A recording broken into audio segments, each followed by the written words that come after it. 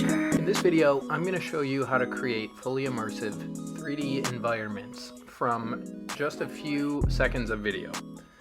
In this example, I took a video that I believe was about 1.5 minutes long, and it resulted in a pretty decent and realistic looking 3D scene. And as you can see inside the Vision Pro, I'm able to view this scene and other scenes that I capture in full 6 degrees of freedom. I'm able to walk around within a few feet of the safe zone that the Vision Pro draws, and actually look around these scenes as if I am really there in real life. I think this is one of the strongest offerings of the Vision Pro, is its ability to transport the user to realistic scenes, and just the level of immersion that you get when viewing on the Vision Pro displays is really amazing. So let's get into the tutorial, and I'll walk you through a few steps on how to capture the best footage for this process. Okay, so the most important note is if you're able to shoot in slow motion, if you have an iPhone that offers that, make sure to turn that setting on, because what that's going to do is make sure each frame of the video is very crisp and sharp and eliminate as much motion blur as we can. And motion blur is often introduced by shooting at lower frame rates, so we're going to make sure we keep things as smooth and steady when we're walking around and capturing this footage as possible. One final tip when shooting the footage is to walk in sort of broad circular motion. You'll see here when I start to pass this red car, I make sort of a circular arc with this pole in the center. And making those kind of movements throughout your shot will help with the tracking later on, I found just from testing. So to start converting our footage into a 3D scene, we're going to open up a new capture in Polycam.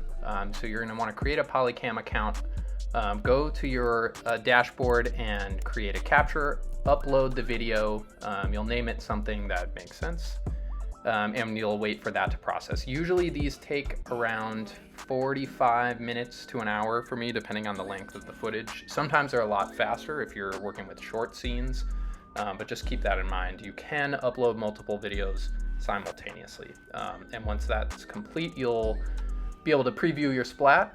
In this case, the footage looked pretty good. Obviously, we get some distortion where I didn't give it enough information to work with, where I didn't linger long enough with the camera. But from the right angles, we get a good amount of data, and the scene is pretty convincing. So once we're satisfied with the scene, we're going to make our way up to the download options and select Splat PLY under export.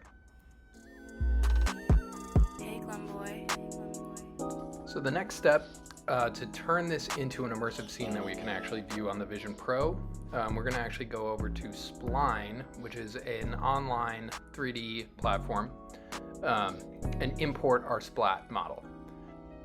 And just to note, similar to Polycam, you'll need to create a free Spline account before this step, and just open up a blank file.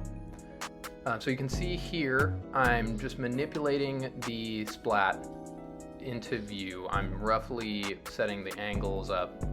Most of the time importing splats that are generated in Polycam, for some reason they end up upside down when we import them into Spline, so the first thing I usually do is rotate it by 180 degrees and then start to scale things up.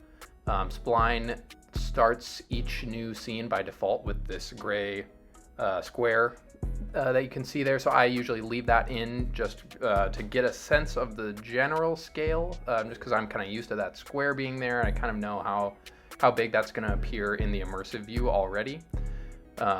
So once that's sort of roughly in place, so you can turn that off, and your scene will be ready for you to start previewing. So to send this to the Vision Pro, we're going to go to the Spline export settings, navigate to the Vision OS tab. I'm going to leave all of these settings as the default and just select update here to make sure that any changes to my scene are reflected in our export. And another thing that will become more relevant as you add more features to the Spline scene, but is just good to look out for right now, make sure that whatever camera you've been working with to kind of set up your primary viewing angle in scene is selected in the play settings on export. Okay, so if it's your first time using Spline, you'll need to go to the App Store on the Vision Pro and install the Spline Mirror app, which essentially is just a library of all your Spline scenes from the cloud with the option to open them in immersive.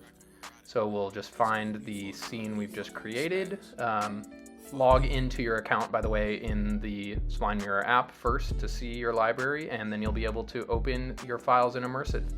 I'll add a link to the clonable version of this scene on my public Spline account in the description of this video, and a link to the original Reddit post where there's a little bit more information on each of the steps. Feel free to reach out and I can help you with any of the steps. Have fun. It's a really cool process to be able to capture your world and view it on the Vision Pro.